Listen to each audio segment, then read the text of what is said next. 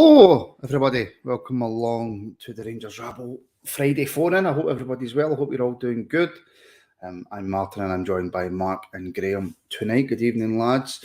For everybody watching, just the usual, please do like and subscribe. If you're on YouTube, give us a wee like and follow and share on Facebook and retweet and Twitter and all that kind of good stuff. We're going to get into a wee bit of stuff tonight. We've got more news about Roofe.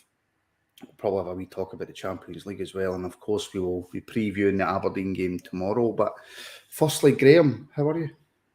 I'm not bad, mate. I'm back for a long week working down in Newcastle, so looking forward to some football over the weekend. You've not managed to see a lot of football, have you? No, the last week has been brutal. Night shift all week. And we'll get it right out right now. You didn't see any of the Napoli game and you haven't seen any back, have you? I've only seen the goal highlights, that's it. So I'll just put all my Napoli questions to Mark then. Mark, how are you? I'm good, mate. How's yourself? You all right? Do you know what? I'm all right, mate. I'm tired. I'm really tired. Not feeling well. Yeah. We should also say right now that Rangers under-18s are playing Dundee United under-18s. It is currently 1-0 to the Rangers under-18s, and I don't know how I feel about that, Mark. I'm in a sort of catch-22. Well, I've got to say that you've got a vested interest, haven't you, in both teams? So not in both teams. Whoa! Take that back.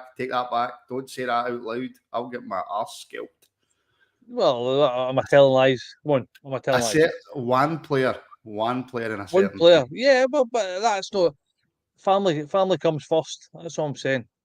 So, yes. Hence the reason why I said it. Yeah, just to put context and some meat on the bones, my little brother is playing for Dundee United tonight against Rangers. So, I'll be keeping a wee close eye on the scoreline there. Hopefully, a very narrow Rangers win. That would do. That would absolutely do. So, yeah, this is a phone-in. And I shall get you the number right now. There you go. 0141 628 7237 to have your say on anything Rangers. Or if you want to phone up and ask me, what chippies to avoid, or how you get cheaper gas, you phone Mark. Or if you want to go to sleep, you can phone Graham. It's entirely up to you. Cammy, we've had straight away with a super chat. Thank you very much. Since this is the only channel I still support, here's some extra pocket money. Thank you very much, Cammy. That is greatly appreciated. Now, before I get to company, guys, for their thoughts on everything, I'm going to bring in my first caller. If I should have had that all set up. But yeah, bring in my first caller, Max. Max, how are you? Injured. You're injured. Aye, fucking fell on a roof start. Yeah, listen, we're going to talk about that first tonight, Max. What's your thoughts on it? Came on Roofe. I mean, fuck. End of story. We've been told, Max, a couple of weeks, but we were told a couple of weeks the last time, and it turned into about 6 years. So, did he not play about 5 minutes a couple of weeks ago? Do you want to know exactly how many minutes he's played since he came back from injury? What injury? Try to know. What fucking injuries? He's had about 3 fucking others since he's been here. Right, do you want to know how many minutes he's played since he's came back from his latest injury? He's a count thing. He's a laugh. 28 minutes.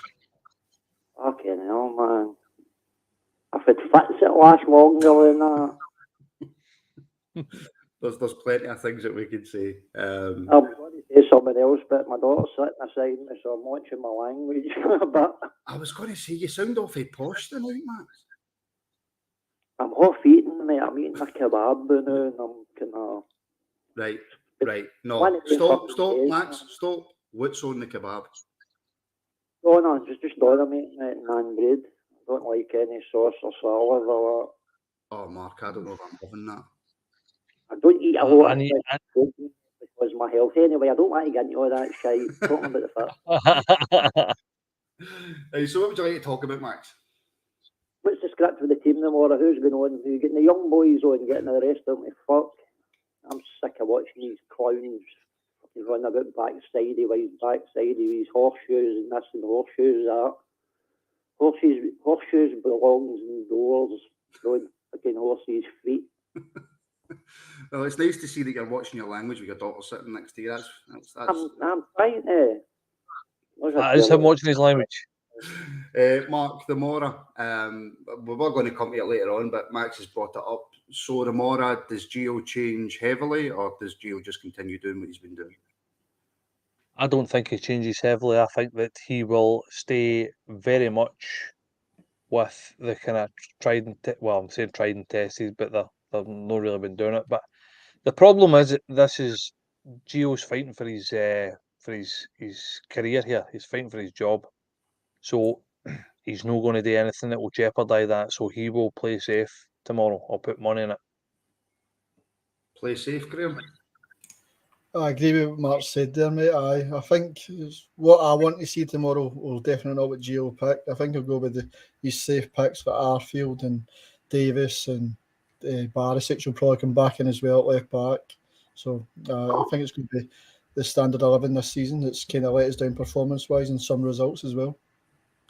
Is that safe, Max? Is that Gio playing it safe? Because for me, if Gio goes back to that tried and tested team that he's got, and we don't perform, tried and tested crap. Is that what you mean? Tried and tested.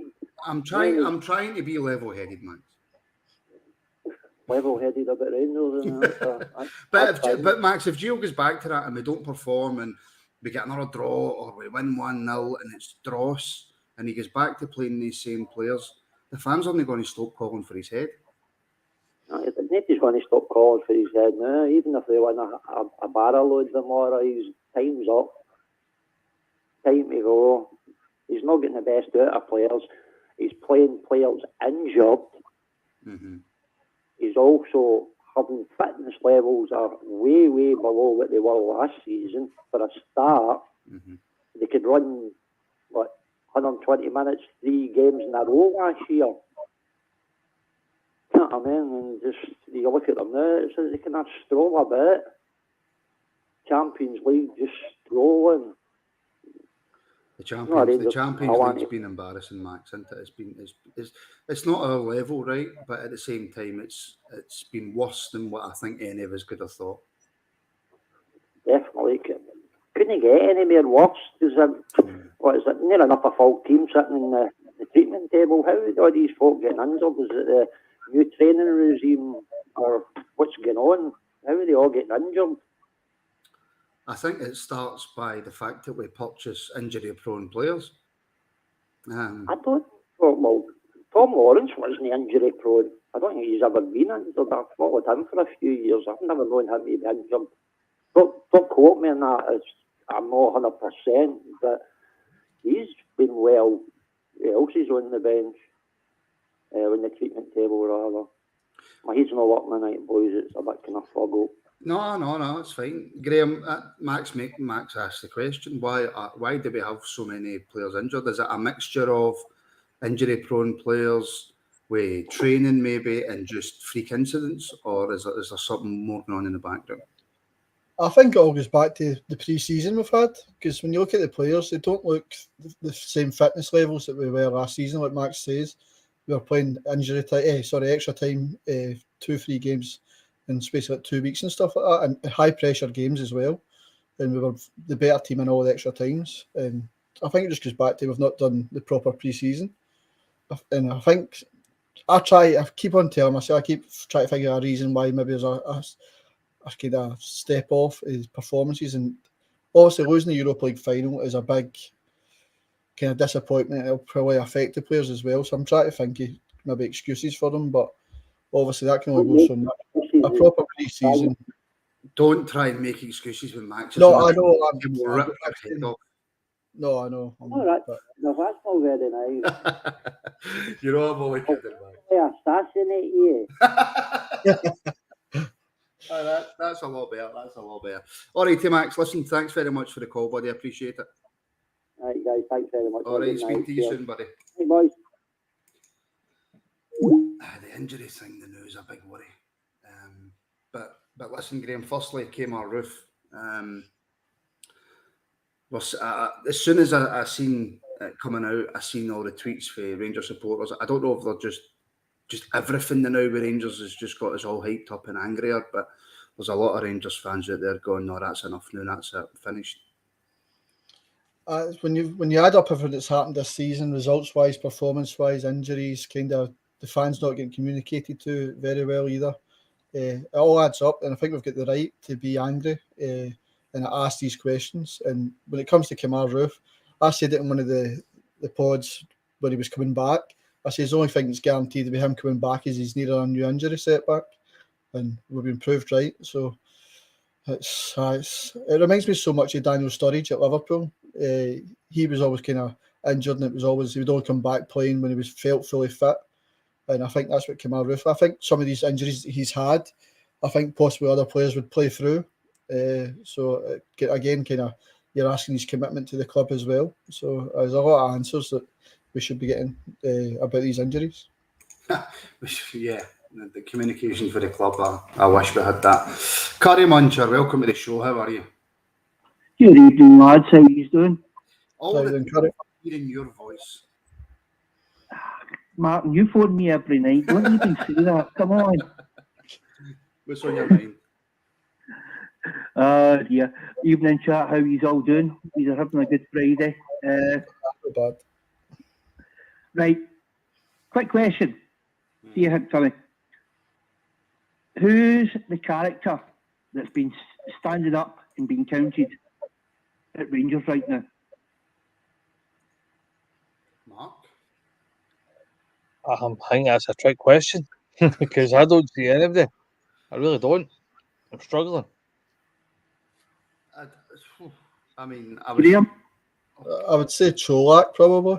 He's the only one that could probably. Yeah, I would give you that probably. Martin? Can I phone a friend? You don't have any, so you need to do it yourself. None? No, there's nobody. There's absolutely nobody, which is surprising. But Curry, when you've got the likes of Alan McGregor, Ryan Jack, Stephen Davis in there. I know. That's what I think. I think Mark Tim and Graham came up with a good one there. Kolak. He's been standing up and being counted for himself. Aye, he's been doing it, but for the actual team itself, who within the actual management system has been standing up and being counted, and who in the board are standing up and being counted? Nobody. There's been nobody. And that's a problem. It's the whole shebang. I agree. Listen, I 100% agree. I know a lot of people, there are a lot of Rangers fans out there who didn't really know much about the guy, or if they did know about him, that he used to be on Heart and Hand, and then he became the director of communications and stuff like that. David Graham. David Graham was a strong figurehead at Rangers. He was very mentally tough, and he was a massive Rangers man as well. And he was part of the board, I think, if I'm not mistaken.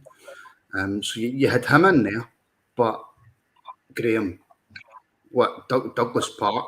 No. Stuart Robertson? No. John Bennett? No. There's nobody in that board I see. They maybe have backbone when it comes to their professional lives. You know, Douglas Park's got a successful bus company. John Bennett's, in the financial side of stuff. But when it comes to running the club, I don't see anybody with a backbone. No, I agree, mate. The only time you kind of seen them quite often was the 55 season. They were happy to come out and talk then and say all the positive things that was happening and how good we were and all that. But as soon as we kind of went downhill a wee bit, it's especially this season. I mean, we've heard from them once, I think, and it was 2 car crashes, interviews basically. It was contradiction after contradiction and just stuff. Basically, thinking the fans are stupid, saying stuff that we can see is not true on the pitch, and the contract renewals with Davis, McGregor and Arfield saying that it was a positive when really it's only a positive if they were going to be part-time players, but we're relying on the 3 now.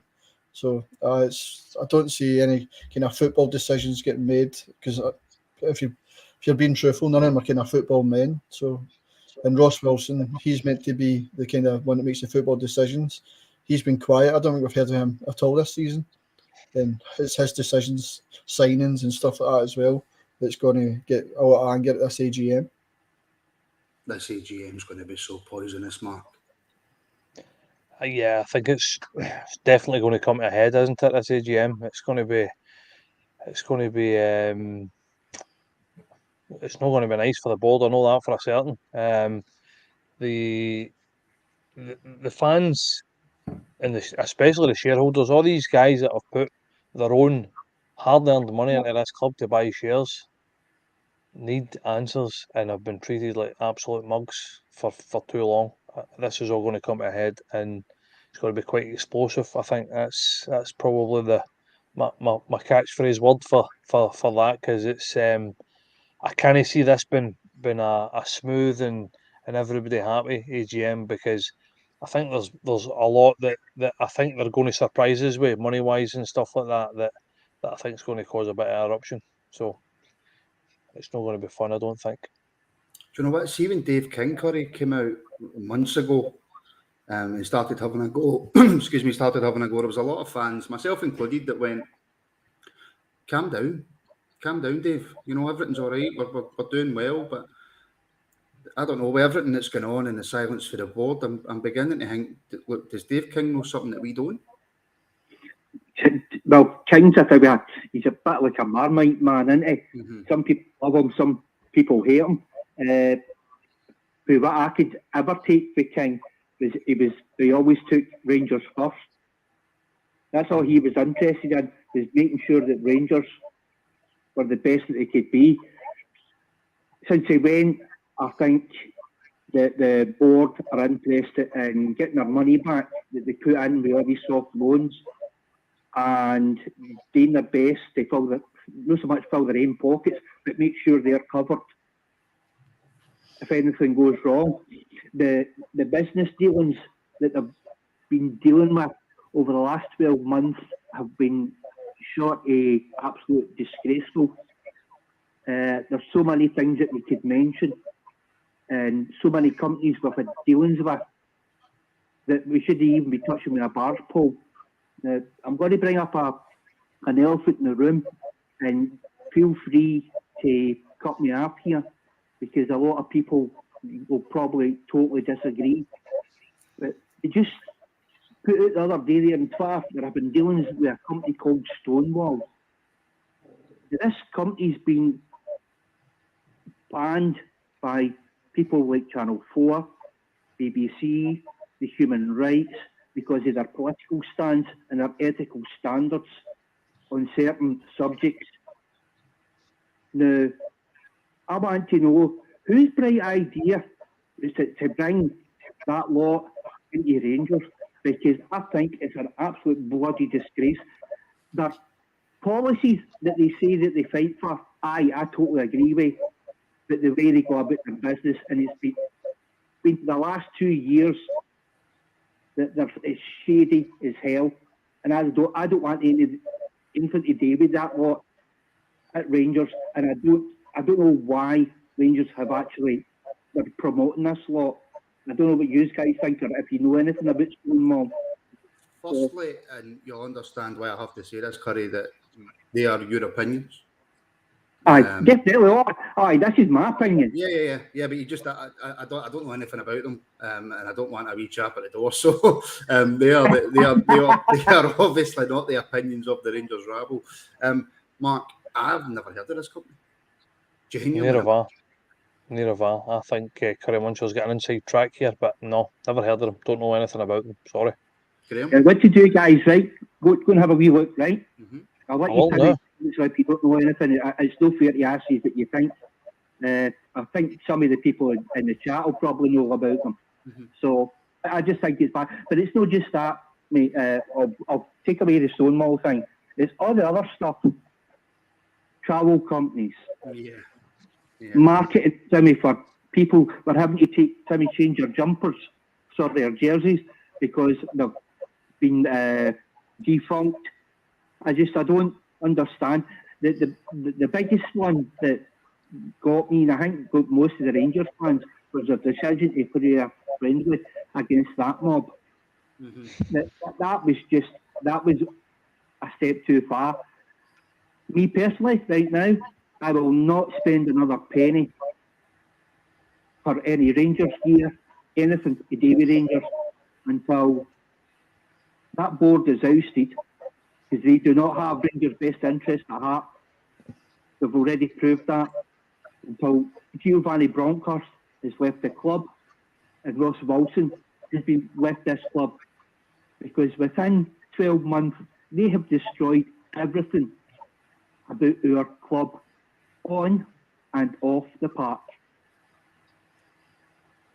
Sorry, guys. No, I'm trying to see. I always like to try and play a wee bit of devil's advocate, regardless of what the conversation is. But I'm struggling, Curry. I'm struggling to disagree with you. So I'll ask you. I'll change the subject and ask you a question before I let you go, because I can't come back with any argument to you there. Kmart Roofe, what's your thoughts? Well, apparently the rumour is somebody gave him a hard stare, and that's been for 2 weeks. It's Roofe, great player. He's a phenomenal striker, but what I said, if it wasn't for his injuries, he wouldn't be at Rangers. Me personally, I don't know. I've never ever bought into Roofe, because the way that when he scored goals and the way that he never ever celebrated, he wasn't up to the crowd, he wasn't giving it like Cholak right now. Everybody's bought into that, into Cholak. He loves a goal, gets in, he gets involved. Roofe's never ever done that, so I never ever get anything. I never really liked him, even though he was a good player when he was fit. But I think that this injury is probably put the mark on his career, his future career at Rangers. It should be a simple case. I'm sorry, mate, but we can't spend ever tens of thousands on how much your wages are. You to come on for, I thought it was about 15 minutes. You said for 28 minutes in a season. I don't care how good you are. You could be Ronaldo and playing for us. If you're only playing for 28 minutes, sorry, but you need to go. You need to go. You need to get that money out the way and get somebody in. I would rather have it's a young boy. Is it McCann, isn't it? No, McCann. Robbie Orr. I trust Robbie Orr in that position before I trust him. Right now. Well, Robbie Orr would stay fit. Sorry? Robbie Orr would stay fit. Aye, that's what I'm saying. I would rather a boy out there that we could rely on, that I know that's going to come out and play at least 90 minutes and do his damned hardest to play for the jersey. The same as all the young boys. Every single one of them would play for the jersey. And that's the thing that's the matter with this team. There's nobody out there that I can turn around and say, he is playing for our jersey. He's playing for himself, he's playing for the manager, he's playing for his career, he's playing for the fans. Not one player, Ridvan and Cholak are the only two players that I can think of right now that actually play for the jersey. And Ridvan's only played about 120 minutes in total. That's what makes that. Have a go. Sorry, Curry, that makes that point worse. The fact that Ridvan's only played 2 games. Aye, totally, Martin. It's every player for Gerrard's generation have been absolute mince. Absolute mince. There's not one of them that could say that they're proud or thought they've been doing well. We heard the press of the day for Davies. I'm sorry, it's lip service. Did for Giovanni, yet again, a lot of lip service. And it's like, we spoke about this before. What game are you watching, mate? What team are you watching? Because you're obviously not watching the same as the one as us. I'll let you discuss and I'll let somebody else get on, mate. You usually me on too long. Oh, no problem. So, listen, this isn't Clyde. You can talk for as long as you want, but I'll let you go anyway. In other words, bugger off. Any bother, guys. Have a good evening. Have a good weekend. Cheers, Curry. Speak to you soon. All the best, Curry. Score line 2 each. Giovanni Bronkhorst to Ibrox by 6 o'clock. Right, 2 each. Thanks for leaving us on a wee depressing note there, because everything else was so positive. That is a positive. We're getting rid of you. Thank you. Later, guys. Bye. We'll come to that. We will come to that game very, very soon. Mark, just finishing up on Roofe, because Curry made a couple of points there, but we'll finish up on Roofe. For you, is that his? I mean, it's only his time up if we can get rid of him and be somebody who wants him. But for you, is that his time up at Rangers? I think so. I think that his track record has probably made his next move a downward move, Mm-hmm. and I don't think he's that old either. But I think that his next move is going to be towards the Championship and probably the bottom half of the Championship, because of the fact that you just can't get him fit. So somebody's going to need to take a punt on him, Mm-hmm. which you're going to need to have money to spend to take a punt on him. But it's I don't know. It's a strange one as well. I mean, we knew that he was injury prone, but it's ridiculous now. It is absolutely ridiculous. It's not even a couple of injuries over the course of maybe 2 or 3 years is bad luck. But the amount of injuries this boy's had is something verging on ludicrous. It's I think he's a smashing player as well. Sorry, but Rangers on tour. His contract runs out in the summer, so that won't be getting renewed. No, that would be crazy. 100%. That's not getting renewed at all, which is a shame, because we've all seen it. He's a for me, he's probably the best striker at the club, and I know that's a bit of a bold statement, but he's intelligent. He can score goals. He's a great finisher. His movement's good. He brings other people into the play. He's a good striker, and we've said that a million times. If his fitness was where it should be, he wouldn't be at Rangers. Plain and simple. He is that good, the boy. But you know what? I mean, I'm fed up hearing that. Yeah, 100% as well. But I'm absolutely fed up hearing if his fitness wasn't where it was, then he wouldn't be at Rangers. But do you know what? Don't bring him to Rangers then, if his fitness is that bad. No. But listen, we have another call. Alan, how you doing? Aye, not bad. I was just listening to Curry there. I wish I had all his confidence. I wish he was as cheery as that guy, because I think he was nice in the Rangers players, the way he talked about them there. They've been absolute. I mean, everybody claims they've been pure men. But Mark said the other night there, I think it was after the Napoli game, Mark, that you said that you would give your Wayne to be in the position of the Rangers players and that they should be privileged. I'd give all my Waynes away for a shot like that. You know what I mean? So you're right enough. It's time that the ones that really want to play for the jersey get dumped for a week or two. I mean, Ryan Kent, honestly, Gio, I mean, why does he keep constantly picking that guy? And he always thinks that Morelos can do better than Kovac, because as soon as Morelos is 100% fit, if he gets a chance, he's going to put him on there, our Kovac, which to me I think so wrong, because if the guy's scoring goals, you leave him on all the time. You leave him, I mean, don't put him after 20 minutes to go because he scored 2 goals. Leave the guy on for the 90 minutes, see if he can get a hat trick.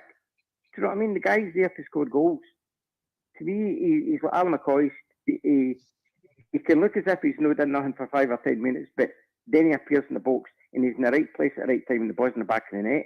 Alan McCoy was the world's best at that. But then again, Alan McCoy said Mark Catley to get all the boys doing to me and things like that. We need to get forward players more into the box, because 9 times out of 10, you only score goals if you get players in the box. The more players have got in the box, the more chance you've got of scoring.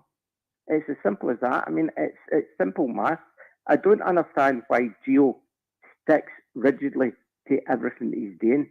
He's like a clockwork soldier. Do you know what I mean? What do you think about that? Right, well, see, just I'll let you answer that, Mark. But just on that, what he's saying, you know, Alan McCoy's had Mark Catley. Chris Boyd had Kenny Miller. I know, but that's just the modern game. That's not how it's played. It's the game's moved on. It's for me, whoever's scoring goals and playing the best gets a shot. It shouldn't be even a debate for me. I understand why he played Morelos the other night, but clearly it never worked. So, I mean, are we going to persevere with this experiment? That, I mean, realistically, we've only got one more game left in Europe anyway. So, I mean, we've got nothing to lose. For me, Čolak starts. The problem for me with Čolak, because he keeps dropping him and trying to rotate, he's got the potential to go off the boil. And see if Čolak goes off the boil, we are proper in the shit. 100%. So for me, the boys in form, the boys scoring goals, I mean, he's the only one that's doing it. So for me, he's got to play him. I think that was the last throw of the dice. I think Morelos' race is run now. I think for me, Kent's race is run. For me, the two of them would not play unless something serious changes in their attitude and what they're producing on the park. For me, they would be two of them would be bit part players for the rest of the season until they proved otherwise. Because at the end of the day, we're struggling and we can't afford to take passengers. So for me, as I said, sign a contract and buck up your ideas, pull your socks up, or you'll be sitting on the bench. Simple as that. As I said, we can't afford passengers at the moment. We really can't. No, definitely not. No.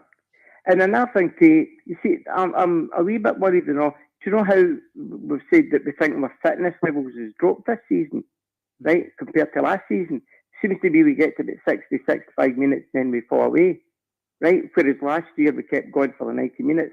If you watch that other lot across the city, they'll run after 85 minutes in Europe and still chase the ball down half the length of the pitch when they're 2-0 down. Do you know what I mean? We need to have the fitness back up to where it is. Because see, if a young boy like Leon King, in his last two games, has lasted for half a game and then he's been half seat, then he's lasted 70 or 80 minutes and then he's been half a cramp or something in the last two games. Does that mean it's no that the boy is really no fit?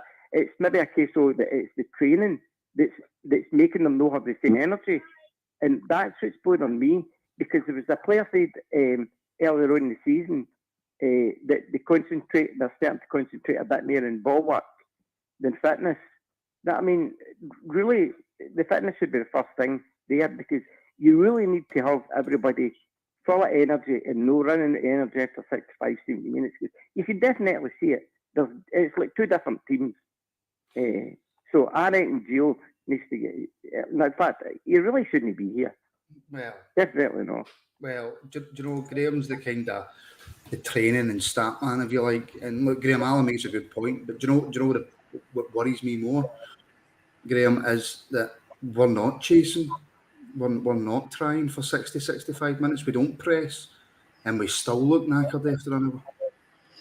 I think with Gio's kind of philosophy is it's the kind of same as Louis van Gaal said that a few times. It's based on possession, so the pre-season is set up to be having the ball and you're not running as much.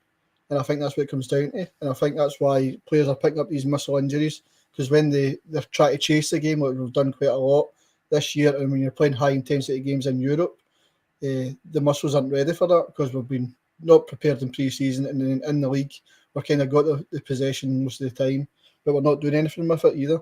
So I think it all just goes back to the pre-season for me. I've said that a few times, but the lack of fitness, what we've done, is clearly shown. Like you say, when he's picked up about Leon King with his cramp, I think that happens to quite a lot of young players when they're kind of not used to the kind of intensity games.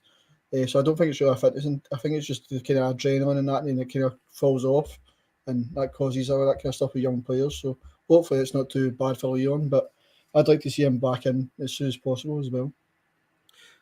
Definitely. I mean, we need to get, as you say, at that point, and we need to get a couple of youngins. Like, I mean, it'll be good when Lowry comes back, because I said at one of the very early phone-ins that you had that I said I would like to see maybe like some of the reserve players like that getting maybe 10 to 15 games in the season. No, I would burn them. Be playing them for the full season. Do you know what I mean? Just coming for the reserves and going straight into first team and then playing all season and kind of like sitting in them. I do think that, I mean, we should be in a position where we should be able to bed them in slowly and gently. But it looks like Leon King is getting the option. But to be rushed in there and to be kept in there, and the boy, to be fair, the boy is absolutely excellent for considering his age and that day. So, I mean, it'd be good if we could even get one or two of the other reserve players in to give them a chance and all, because at the end of the day, as you say, Kent, Morelos, Barisic, I'm even stopping there because I could name another 4 or 5. They don't need to kick in that ball for a week or two anyway. Do you know what I mean? The youngins should be getting put in there. And I sincerely hope it's not Ross Wilson that's picking the next manager. It will be. We will be in trouble. It will be, yeah. Because he needs to go to. It's really Van Bronckhorst.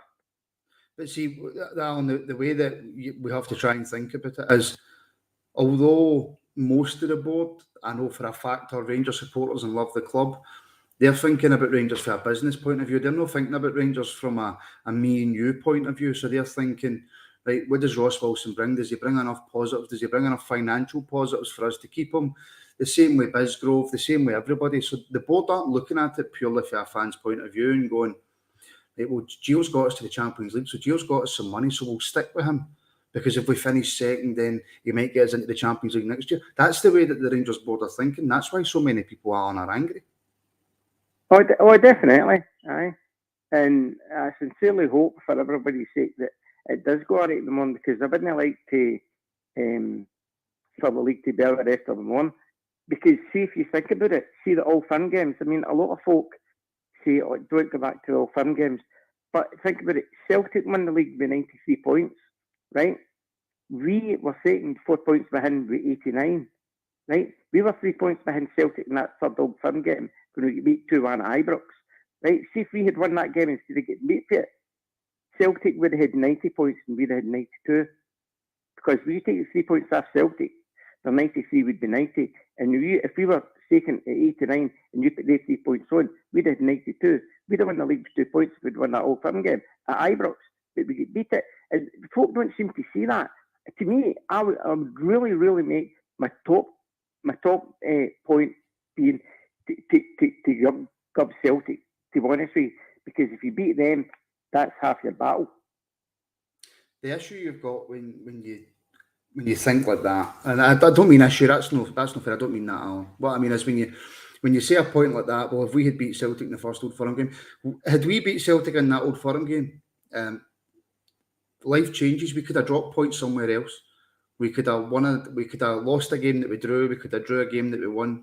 So, of course, if you beat Celtic in the first Old Firm game, it helps. But quite simply, Celtic were better than us last season. And my worry, Alan, is we've already seen in the first Old Firm game this season, and Graham mentioned it there, Gio's game's all about possession. Well, if that's Gio's game, then I'm more angry and I'm more worried, because when we play Celtic, we don't really have possession, especially for the first 20, 30 minutes, because they simply destroy us. That's right.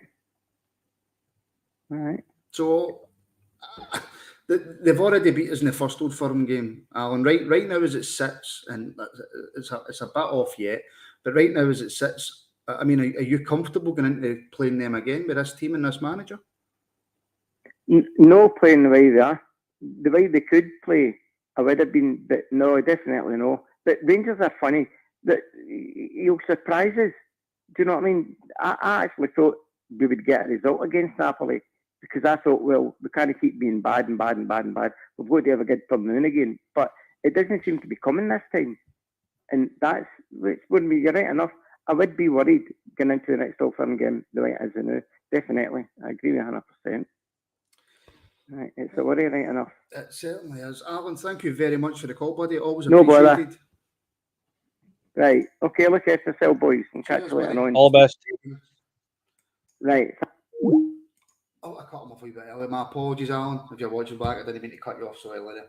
Yeah, listen, the way that Gio plays, we're not here to talk about this tonight because we've got the Aberdeen game to preview in a minute, but the way that Gio plays, the outlier being that semi-final where we drew with him and then won in extra time, that's the outlier. The way that Gio plays, we don't beat Celtic. I just don't think we beat them.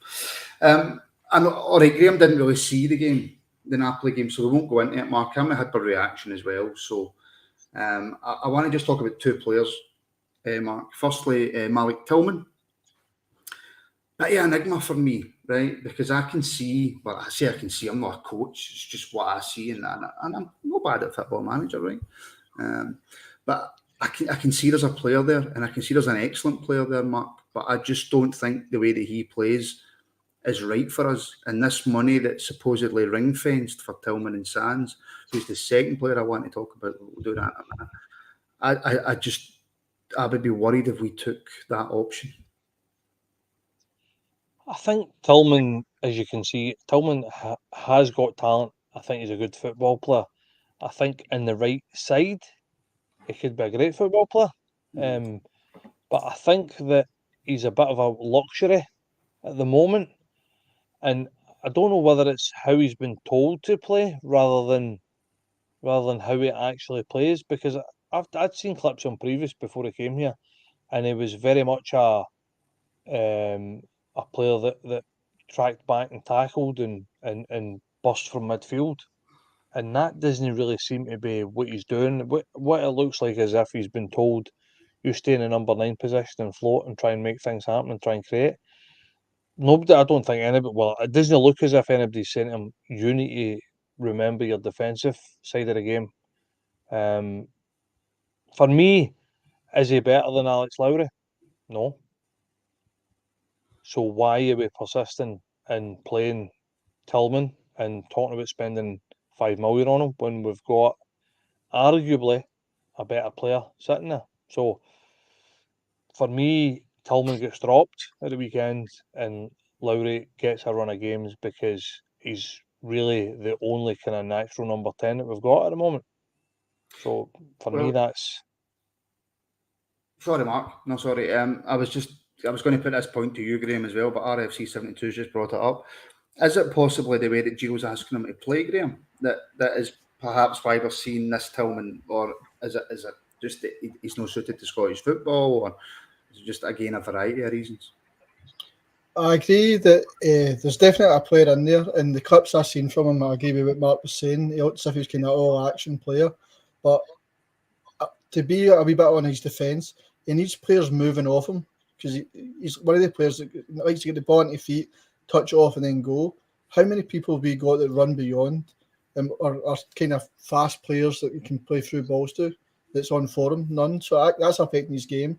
But he's got that kind of the Berbatov kind of look, physique to him, that he's not really caring, he's kind of lazy and stuff like that, which doesn't help him. And that's why a lot of people are asking to get him dropped and stuff and don't want to sign him in the summer.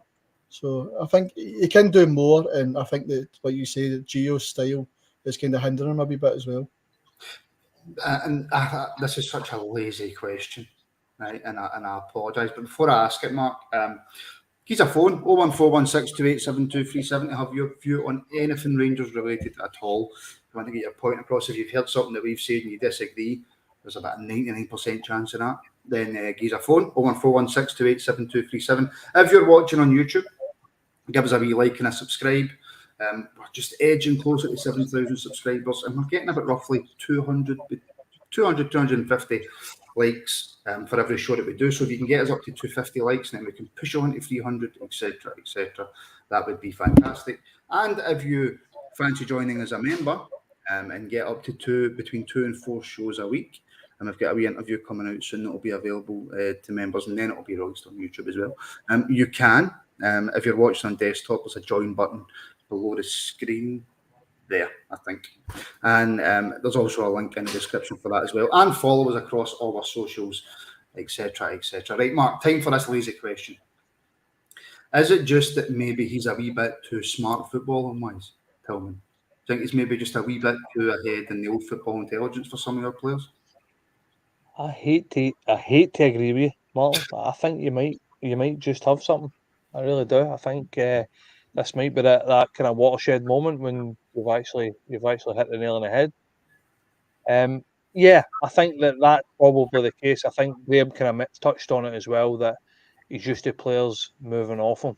And see, for that type of player, you need people to move. And if you watch our Rangers, see if you watch Rangers under Gerrard with Beale's tactics and stuff like that, we rotated. We're front three almost constantly moved.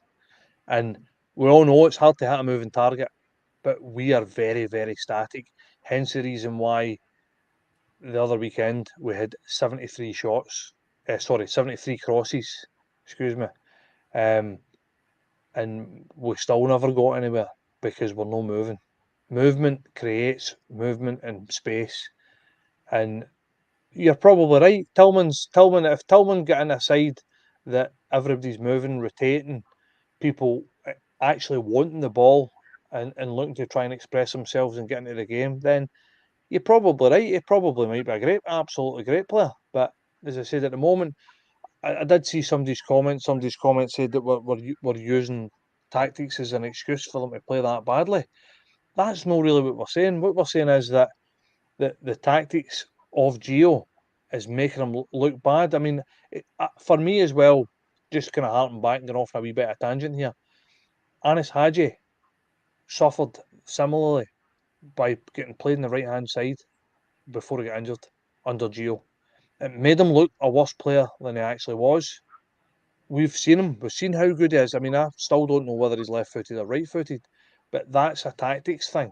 So that I'm just trying to explain why we're talking about this, talking about tactics, and we're not saying that they're getting told to go out there and play badly, or just the tactics are possession, move the ball back, recycle, and wait for something to happen rather than make something happen by movement. So that's what I'm trying to explain. But I think you're probably right. I think that in a different setup, and a different kind of tactical team, and a different kind of movement of players, I think that Tillman might be an absolutely fantastic player, and he might be worth every penny that we're meant to be allegedly talking about forking out for him. So, but I think you get a great point, Martin. Yeah, I agree with you 100%.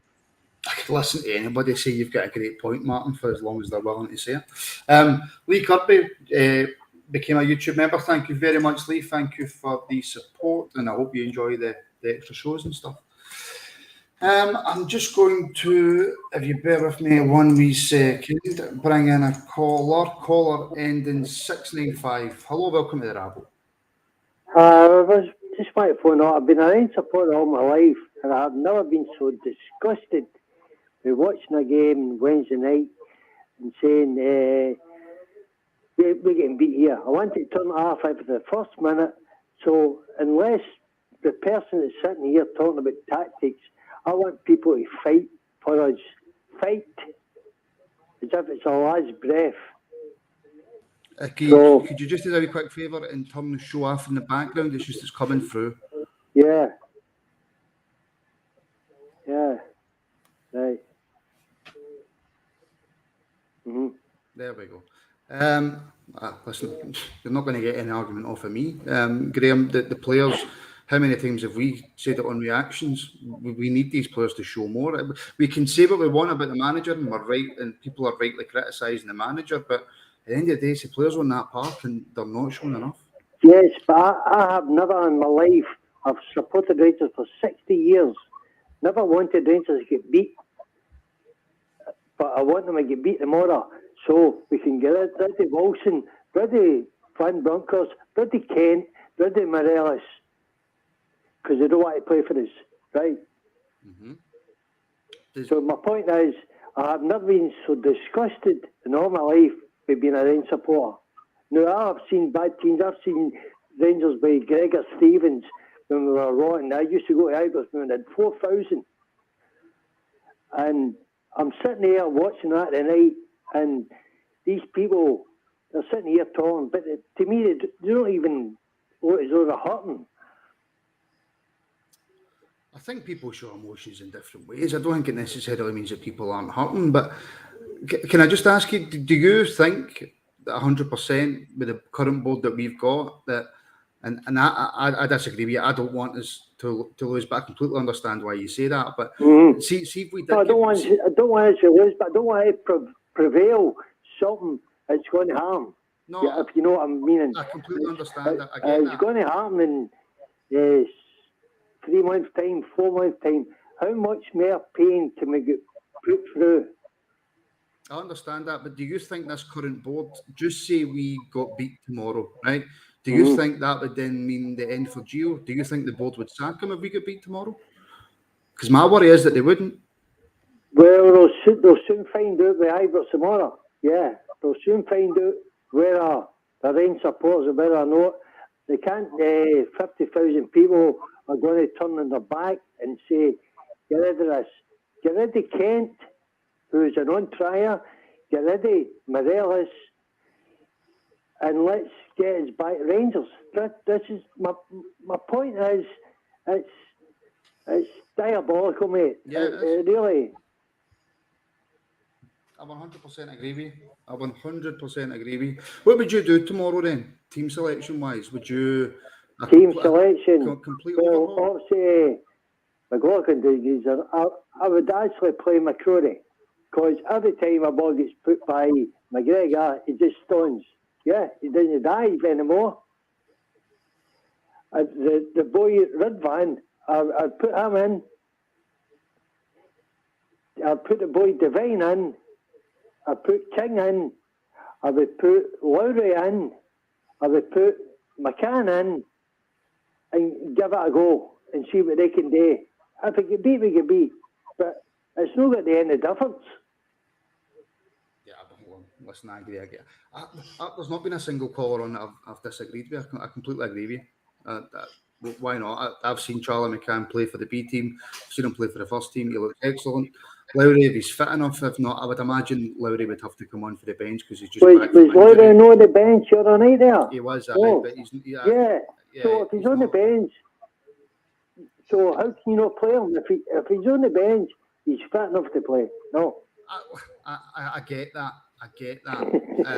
But he's not played all season, and he's been out injured, and he's only had a couple of games for the B team.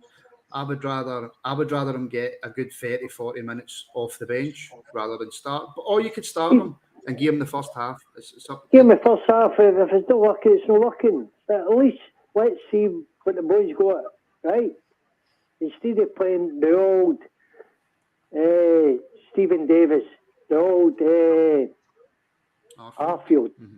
Let's give us something to cheer us up. Come on. Yeah, I agree. I completely agree. And say, right, okay, the Champions League is for us, but at least I thought we might come third. But well, it would have been nice if we had just got a win or a draw. That would have been nice. But the point is, I'd like these Martin and Graham to understand how much it's all about. They're not talking about tactics, right? Tactics. Now, if I go back to my future years when David Cooper never had any tactics. No. Right? But they're always there talking about his tactics and this and that and don't put. Scott Wright should never been a Rangers top in his life again. He's pathetic. Yeah, he done more against Napoli than Ryan Kent. It wouldn't be hard. No. Listen, I don't think Scott Wright's good enough to play for Rangers either, but he was better against Napoli than our supposed top man who cost us $7 million. Yeah, but really, all I phoned out is to say I'm really disappointed that the Bears know. I've supported them all my life, 60 years I've supported them, and I've never seen a worse team than that. And I've even gone back to Gregor Stevens and all that crap. I've never seen a worse team. Well, I think I might have seen a couple of worse teams personally, but no way we put any heart, mate. No. Well, I can't think off the top of my head, so maybe you've got a point. But people show they show anger and emotions in completely different ways. But I take your point. Okay, right, mate. All right, right, thanks a lot. So Would you please say thanks, Bobby, anyway? Bobby Sutton. Say that again. Sorry, I never heard you. Will you please say thanks, Bobby? Bobby's hurting. Well, let's get back up there, eh? I will do. Thank you. Listen. Okay, right. Thanks a lot, mate. Thanks for the call. Appreciate it. Right, cheers. All the best. And we'll bring Cameron straight in. Cameron, how are you? I'm good, mate. Yourself? I'm not too bad, mate. I was all right until I came on this show, to be fair. I was just coming on just to really vent frustration, really. And on the team selection point for tomorrow, I was just going to make the point that I can't think of one player who's played recently, apart from Stephen Davis, probably, and he barely plays, that's shown, well, him and Yilmaz that have actually looked as if they're showing a bit of interest in what's going on, because I don't think it's the players' ability-wise. I think that's not in the equation, because we've seen last season these players have the ability to fight at top level and be able to challenge for the league. But I just think there's something going on. I think just the players' confidence now just looks slumped. You can see on Wednesday night that whenever they lost the ball, players were just jogging to try to retrieve it, and nobody really looks interested. So I'm beginning to think that Gio, I'm not saying it's his tactics per se, just think the players have no belief in what he's trying to do. Because players like Tav, we know how good he can be. He's just looked off the pace so far. I don't know if he's had like a ding dong with the coaching staff behind the scenes, but I just don't think the players have real belief in what he's trying to achieve here. Should we not be angrier at the players then, Cameron, rather than the manager? But I think it's kind of a 50-50, really. I think obviously, you expect your players to get up for European games, and do you know what? I mean, the players should be up for any game because at the end of the day, this is Rangers, and goal should be to win every game, even against top opposition like Napoli and Liverpool and so on and so on. I don't think the players can have belief, because you see the way that Gio sets up his teams, and you can see how negative they can be sometimes. And when he's standing on the touchline, he's not giving any real orders, and he's not making any real changes.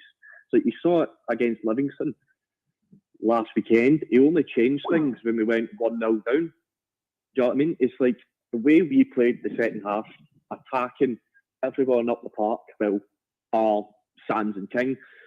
I just think that's the way we should be playing. I just think he makes changes too late, and I just think he's really hesitant in what he does. I don't think Gio believes in himself. I don't think the players believe in Gio.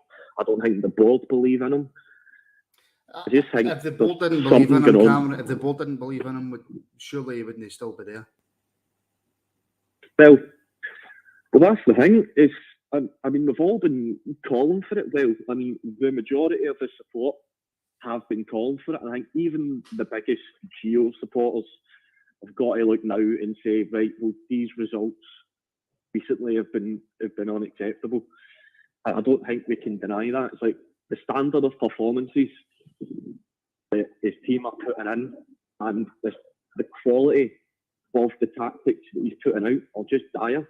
Like, you can see it's so slow and it's so lethargic, and there's no real, like, right, all right, let's go out and attack this team. You know what I mean? Because teams like Livingston and like Aberdeen and like Dundee United, they're always going to have 10 players behind the ball, no matter what the scenario is. You know what I mean? I just think that if he gives the players a bit more freedom to just play their way through the game instead of playing his set tactics or going forward, pass back, side to side, up, back, that fucking repeated. Sorry about the language, but that just repeated. I just think the board don't believe in him. But then again, I just don't think the board want to pay his payout to get him sacked, or I could be wrong, or they could be waiting until the World Cup break to give them time to get a suitable manager in. But I just don't know, man. It's just dire. Every game, it seems like it's the same nonsense going on. That is, and that's how it feels. And I think we're all pissed off. But There you go. we're not the ones with the money, I suppose. We're not the board members. Cameron, thank you very much. Appreciate it. No bother, mate. All right, speak to you soon, buddy. All the best. Bye-bye. Again, I kind of agree with him, but in the back of my mind, we see it all the time down south. The players have stopped playing for the manager, and you don't really pay any attention to it until it's your club. Because I'm trying to remember, when was the last time we had a manager who the players stopped playing for? You know, struggling, really struggling. Kishinya didn't do great, but I don't think the players necessarily stopped playing. So we've never really had that. Like Glenn, maybe, with Barry Ferguson's situation. Yeah, there's a lot of people saying they want that back at the club. For me, no. But Graham, surely the players need to take quite a lot of blame in this. I completely agree. Gio's time at Rangers is done for me, right? It's absolutely done.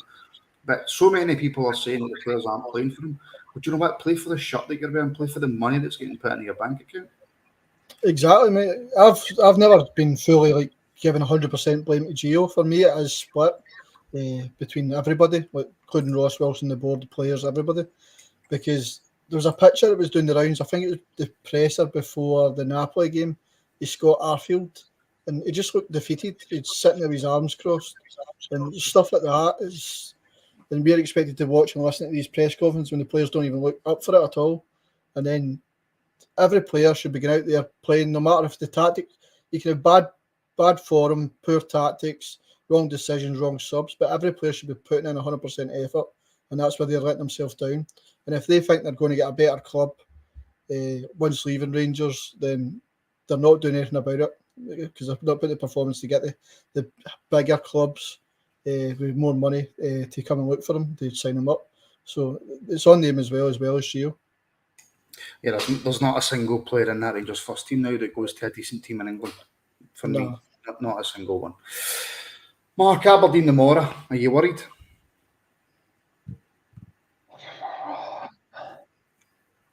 I don't even know. To be perfectly honest, I don't really know how I feel about it. Are you bothered? I actually don't think I'm bothered. That's and that to me is madness, because it's Aberdeen. Mm-hmm. I don't know. I'm just very, very conscious of the fact that if we drop points, then we're in trouble, because I can't see this team clawing back 5-6 points of a gap at all, and I can't see them. I can't see the board doing anything about it. So I kind of it's a strange feeling. It's like almost like numb to the sensation of Rangers playing. I just feel as if I don't ever want to see Rangers get defeated, but then I'm thinking, if we win tomorrow, does it prolong the agony? There's a but. Does it prolong the agony? Mm. Does it? If we drop points tomorrow, does it go? And as like I said the other night, surely if this board are not looking at other managers at this point in time, then they're a severe derelict of their duties. Because, as I say a million times, a blind man standing at a bus stop can see what's happening at this club, and it's only going to go one way. I know I'm just repeating myself over and over again, but it's hard to come on here and try and really get difficult. a positive. It's hard to do it. I mean, it's difficult to do every single show so negative. Yeah, and it's not. The problem is as well, we're all feeling the exact same way. Everybody. I mean, everybody in the comments as well are all feeling the exact same way. We're all talking about something needs to change, something needs to give. Aberdeen are probably licking their lips. They're thinking to themselves, do you know what? The best time we could get Rangers. Mm-hmm. I don't know. As I said, I've got a funny feeling that it will be another terrible performance, but we'll maybe just sneak it. And for me, that's probably for me is worst case scenario, which is a bizarre thing to say, but it's a strange time. It's a strange feeling to be watching your club and we're almost like rudderless, and you can see where it's heading and you can't do anything about it. And it's a proper hard watch. Do you know something? Di Rebus makes a good point, and it's a £5 super chat as well. And Stephen Kane as well put in a £5 super chat. It's greatly appreciated. Thank you for the support. Graham, even if we are 4-0 down at 30 minutes tomorrow, Gio won't be shouting at players or showing emotion. If he doesn't care, why would the players? There's always a saying that the players play and act like their manager. So I would obviously love to see Van Bronckhorst on the touchline giving instructions, cheering people on, all that kind of stuff. But the players, it's why they ones that as soon as they cross the white line, how much say has a manager got, really? The players should be up for it every game. But going back to what Mark said there, it's the way I feel as well. It's like just pure numb. I don't watch the pressers. I see the clips on Twitter with what he said, and then I just shake my head and yawn, and I'll same again. And then it's just I've missed all the Champions League games live. I don't even made any of the Ibrox ones. And at the beginning of the season, I was raging. I was missing going due to work, but was it a blessing in disguise saving that wee bit of money? It's just I feel just so disconnected for the club. It's unreal, and I keep often thinking about it. How can it go this bad? For where we were, we were in Seville, and you just think how good that was. The scenes were brilliant.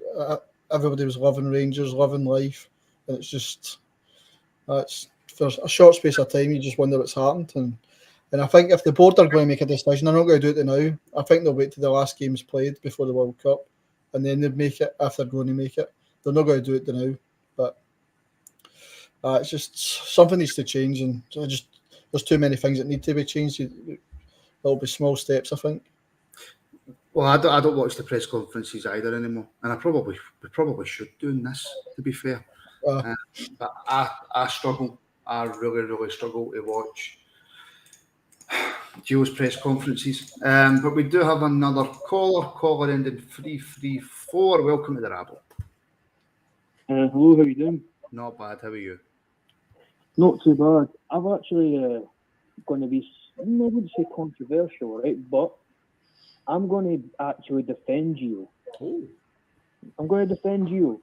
I like it. Our board employed him. Yeah? Mm-hmm.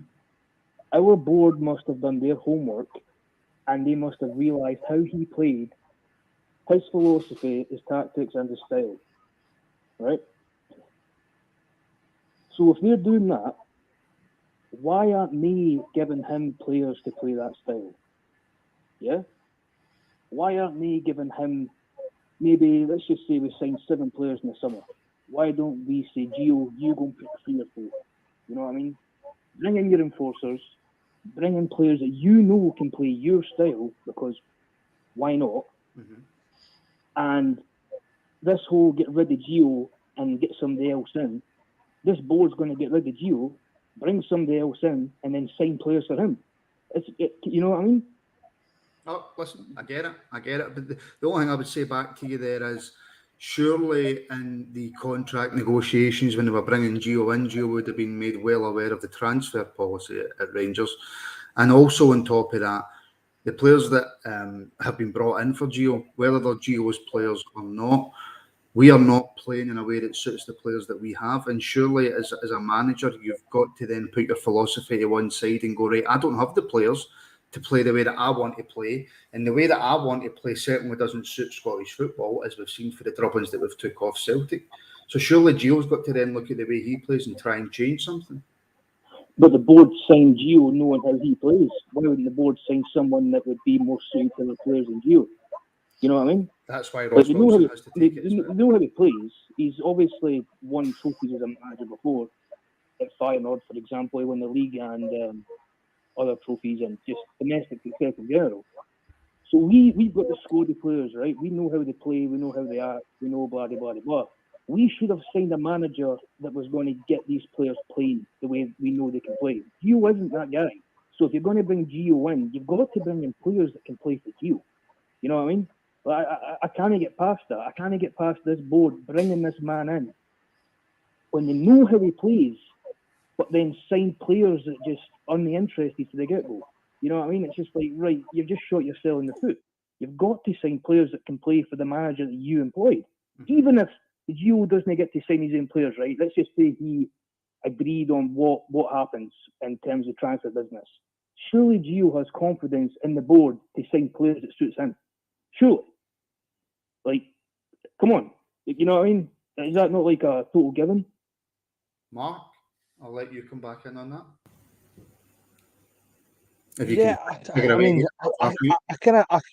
I can understand your point, and to a certain extent, I kind of agree with it. But that's like me saying, I understand they've scouted him and I've looked at him and I've brought him in because they knew his style, right? But yeah, they've brought him in thinking that he can impact his style on these players and make these players better. Now, his style's his style. When he comes into a club, he's got to make the players that he's inheriting play his style and play better than what they are. So his remit is to improve players, win games, so forth, so on. But he's not done it. For me, see if you looked at him, take it away from football and said, right, this is your job. This is what we've brought you in to do. The bottom line is he's not done his job. He's not made the players have regressed under him. His style, whatever his style is, nobody can tell what his style is. So if he's told them we're going to play X, Y, and Z, nobody can see he's playing X, Y, and Z. Nobody can see he's playing that style. So for me, part of his remit was to come in and understand where you're coming from. I agree with you to a certain extent, but the bottom line is that he's been brought in to do a job, and he's not doing his job. He's not brought in. He's not done anything that he's been brought in or employed to do. So for me, bottom line is, if you're not doing your job, you shouldn't be there. Look, But look, Matt, in fairness, he got us to a European final and we qualified for the Champions League, so he has done something. Yeah, he has done something, yeah. But what I'm saying is, I'm not like a. On you go, sorry. Sorry, but what I'm saying is that that's past achievements, and that's past achievements whilst he's trying to implement his styles. I get that. And his. So what's happening is that's transition. Now we're far enough along the line now that we should all know how he plays, and we should be starting to see the fruits of his work with the players that he's got. We're not seeing that. It's getting worse instead of better. Now, I understand what you're saying. He got us to a final and stuff like that, but we had a good European run because we off the back of Gerrard played in a certain style, and we've been transitioning from Gerrard's style to Gio's style. So somewhere between that two styles and that transition, we have got worse.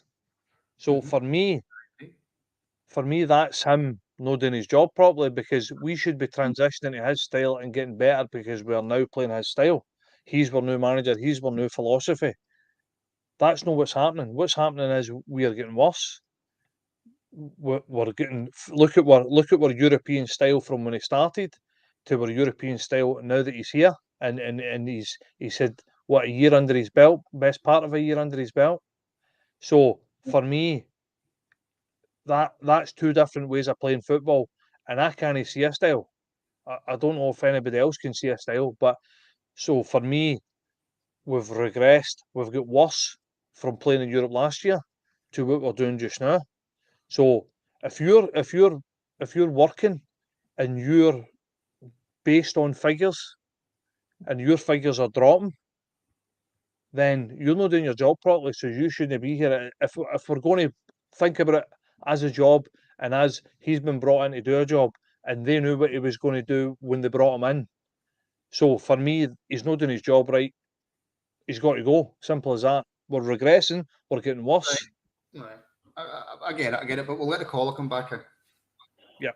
I do hear what you're saying, and I was just saying, I do defend you in terms of I think he's getting all the burden when it's not just him. And that's kind of what I mean by I'm defending him. Because in the summer, see when he came in, in an ideal world, you know, it all makes sense in hindsight, but see if he brought in 2 or 3 of his enforcers that have actually won trophies under his style.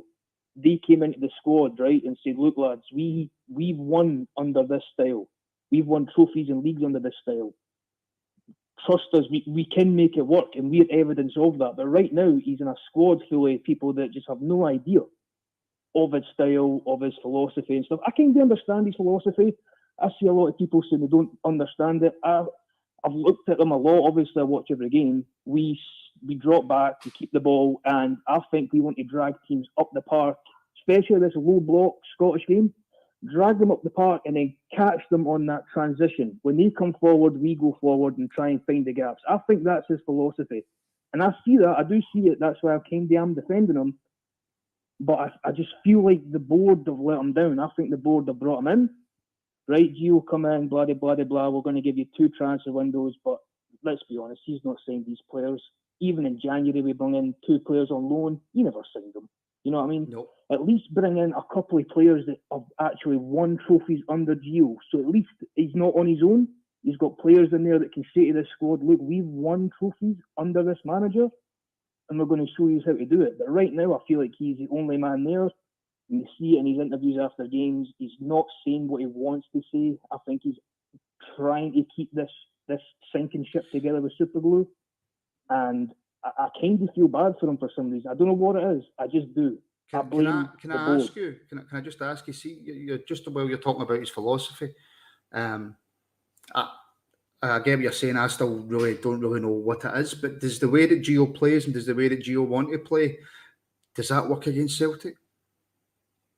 No, but Are we just going to continually get battered off of Celtic every time we play them? No, I know, I get that. I do get that. But at the same time, we've got a lot of players in there, like your Taverniers, have been there for a long time that have been battered with Celtic before. You know what I mean? Mm-hmm. And we done well against Celtic for a long time there, and it was great. But let's just look at them then. Let's look at Celtic, and you look at, you know, we get told in these days, you come into a club and director of football, Ross Wilson, whatever his job title is, he'll bring in the players, blah, blah, blah, blah. No, across the city. Ange came in. Kind of when he did come in, everybody was making fun of him. Who's this guy? Blah, blah, blah, blah. He came in, brung his own players, and like it or not, guys, I don't like Celtic, but I tell you what, I like how they play.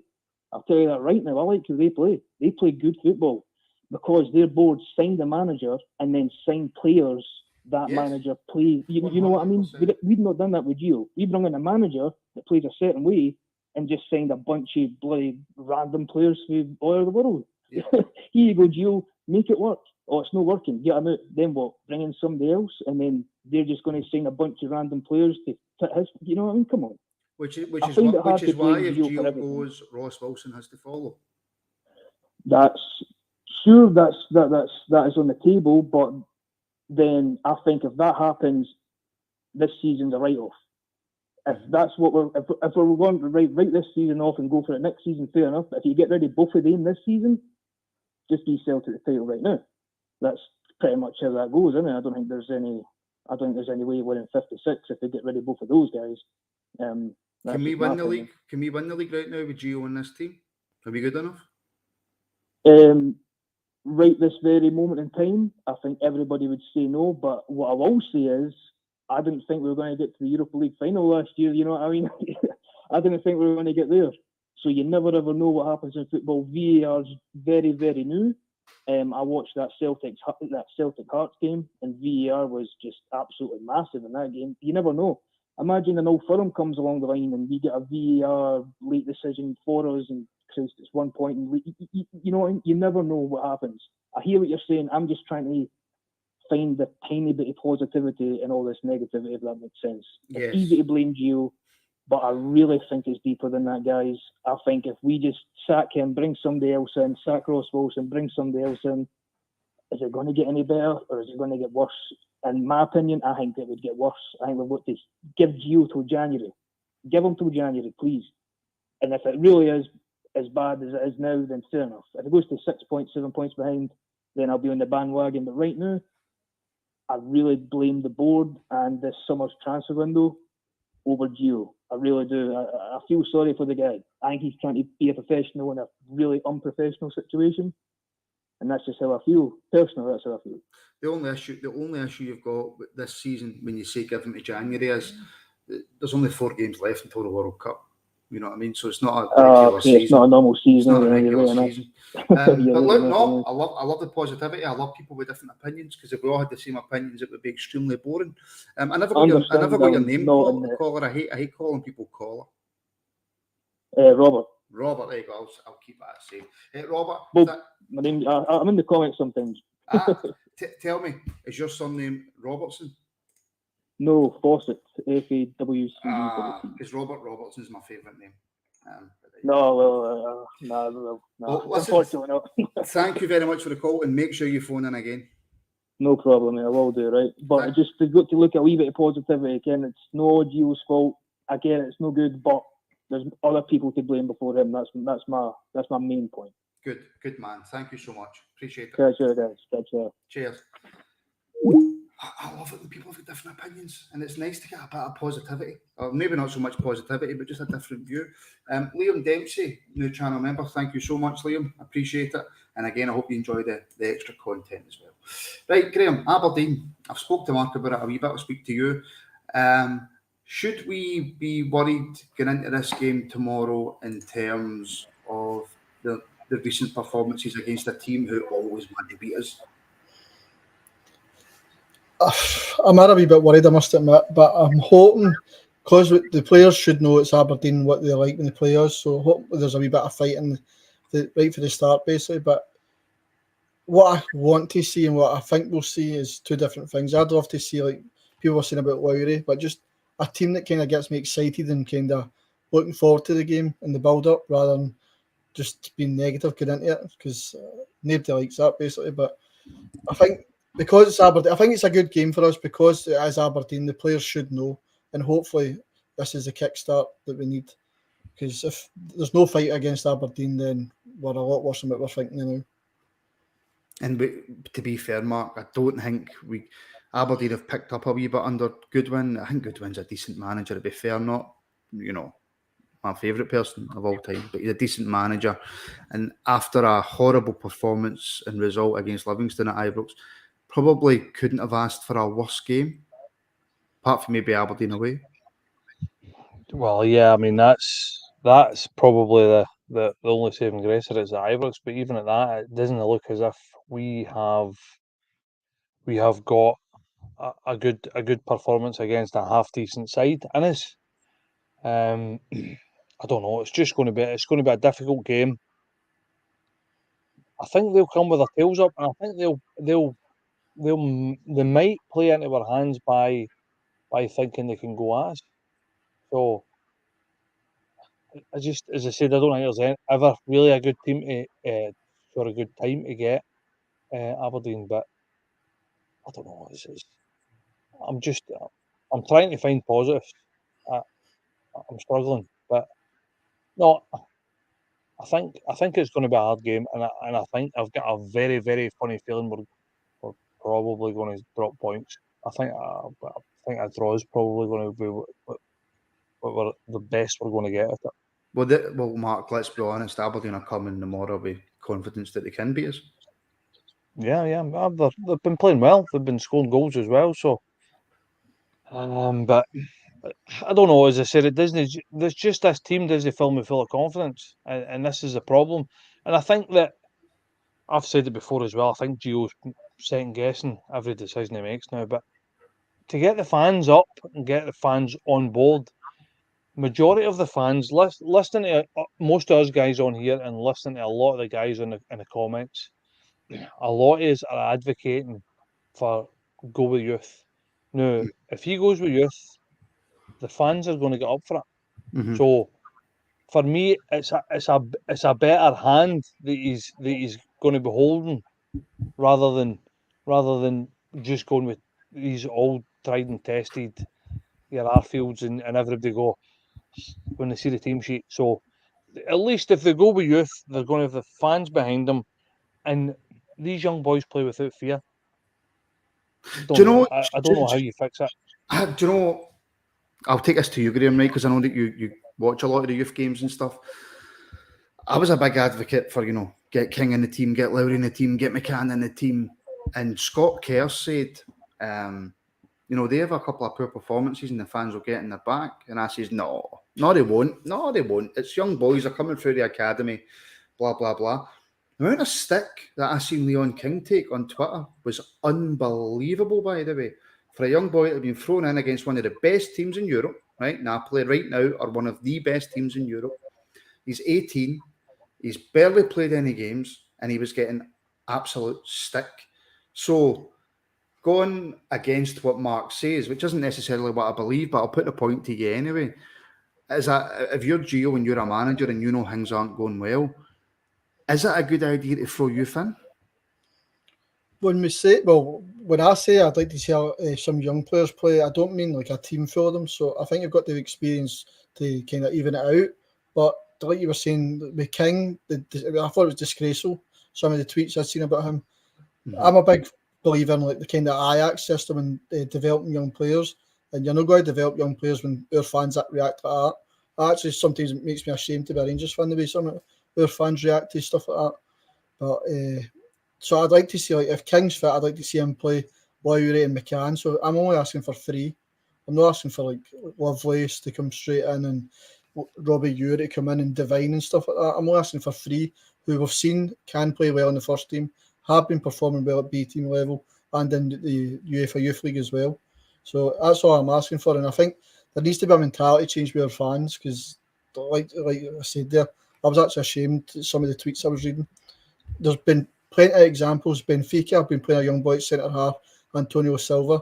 They do it no problem. The fans get behind it, love it, and they support them throughout. And then, obviously, this is kind of bigger level and stuff like that, and better quality players. But we show far too much respect to teams in the SPFL. If Leon King's in our academy, he should be ready, and I think he is ready. I've said it for about 2 years now, to come in and play some games in the SPFL. I'm not saying play 5, 6, 7, 8, 10 games in a row. Maybe 1 or 2, then drop him out. The same way, I'm a Man United fan, so I've seen the way Sir Alex Ferguson brought in the class of 92 and all our young players. There is a way of developing players, and Rangers don't do it, in my opinion. No, we definitely don't do it correctly. But I think that's slightly changing now because I've had a few conversations with Craig Mulholland and David McCallum and stuff like that. David McCallum's a cracking coach. I called him a manager once and he just gave me a look and he said, I'm a coach. I was like, fair enough, big man, sorry. So tomorrow then, Mark, I would ask you the usuals, what do we need to see performance-wise? Do we need a good result and a performance? But does it matter tomorrow? For me, it always matters. Sorry, I'll rephrase that a wee bit. For Gio, from the perception of Gio from the fans, does it matter how much we win? We beat Hearts 4-0 in Edinburgh, and the first thing the fans came out with was that we were still poor. No, I agree with you. I don't think it matters. I think for me, and probably for a lot of the fans, the kind of ship sailed for them. I really do. I don't think you're going to get that back. I mean, unless they come out and won 4-0 or even 3-0 and played really, really well, knocked the ball about, played some lovely stuff, and we could be proud of, then that's different. That is going to be the exception to the rule because that's not going to harm. Mm-hmm. If they did do that, see if you can see progress. We can get behind Gio if we can see progress. The problem is that we're seeing the opposite of progress. We're seeing decline in performances. We're seeing decline in effort. We're seeing decline in players that we've thought were brilliant. Players that were on the track to being legends at the club.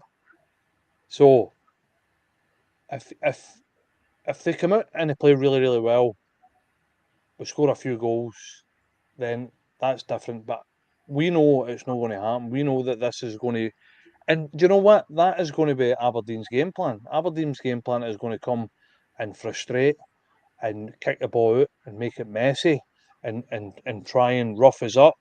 And do you know what I mean? So and do you know what I mean? That's their prerogative to come and do that. But that's what they're going to do. Mm-hmm. And the hope that the crowd got on the backs of the players and Gio.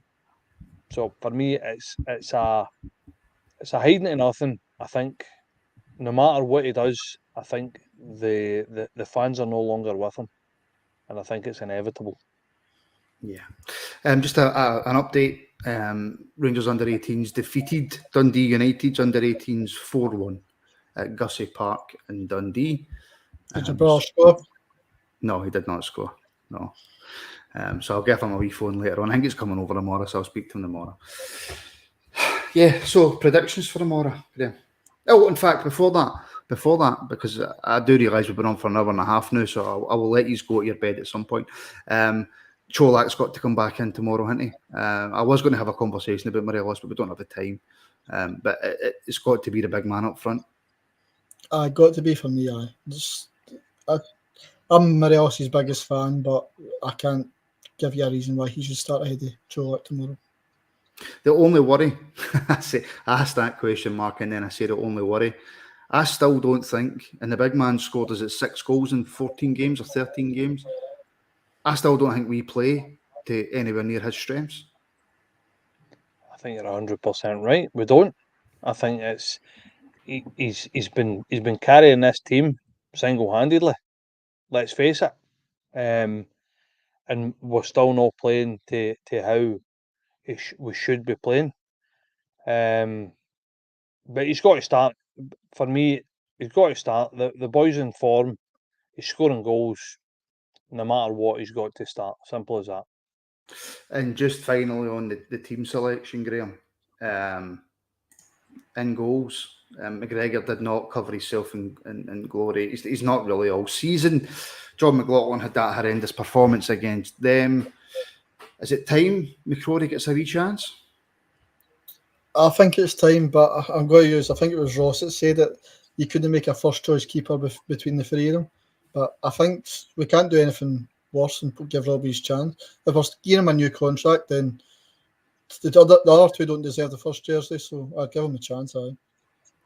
If only we had. It's a bad day, by the way, when you're sitting here going, we would take Hearts number 2. That is a bad day. Mark, prediction for tomorrow.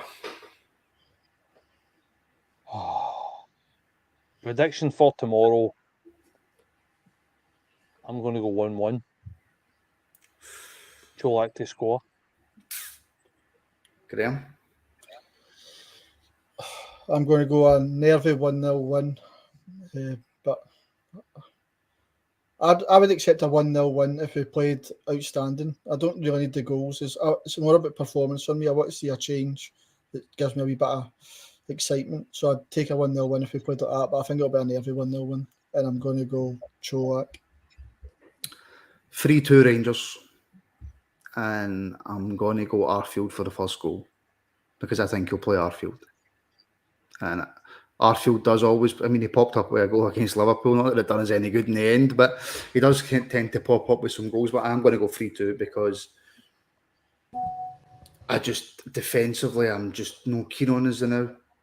Tav's not playing well, but he'll continue to play Tav because he's the captain. He'll not give Devine his chance. He'll bring Borna back in. Yilmaz won't play even though he should. I don't know how fully fit King is, but I don't think King's playing at 100%, so you'll have King next to Davies. I'm not confident in his team selections. I'm not confident in the way that we play, but I still think we'll win. So there you go. Graham, Mark, thank you very much. Thank you to everybody who called in. It's greatly appreciated. I know I've got a habit of maybe keeping people on too long, but I just like people to have a bit of a say. But there is a lot of people who try and call in whilst other people are calling and I can't get them in, so I apologise. I'm trying to work on it. This is fairly new still, this phone in. I'm not even finished yet. and I'm getting phone calls. There you go. Yeah, so it's fairly new, so I'm hoping it improves. I'm looking at other software to try and make everything better, try to make the show better as well. So I hope you all enjoy it. Please follow us on all the socials. Links are in the description. Make sure you give us a like and make sure you're subscribed as we head towards 7,000 subscribers. And there is, of course, the option to become a member if you so wish and get access to extra shows on top of that as well. So we are back tomorrow at 2 p.m. for build-up.